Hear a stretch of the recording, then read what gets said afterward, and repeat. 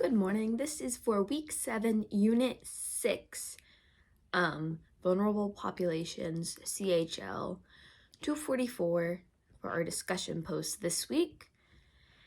And how far did I make it in the month? I made it through the month, but at the end of the month, I only had $629 left over, which would not have been enough money for my rent in the starting of the next month. What sacrifices or cuts did I have to make, and how did you feel about these actions? I had to let my family pet suffer. If I was in this situation in real life, I would probably want to surrender my pet to the Humane Society if I was not able to pay their medical bills. And because that would be horrible to have to watch your family pet suffer. I also didn't have enough money to let my kid go on the field trip. I had to buy them thrift shop shoes, and I didn't pay for school lunches when they could receive school lunches for free. So my child may have gone on a hunger strike because they were getting made fun of, but I am okay with that decision because they would still have the opportunity to eat, but not eating would be on them, and then the school system for not policing the bullying better.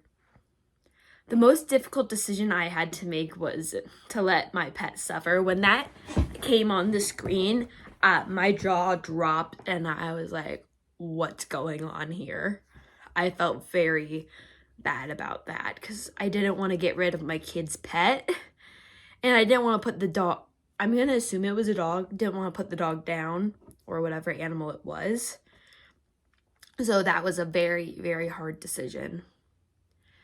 And did you feel like you had power over your decisions? And explain. I didn't feel like I had power over my decisions because for the most part, you were offered very few choices. You were offered only 2 or 3.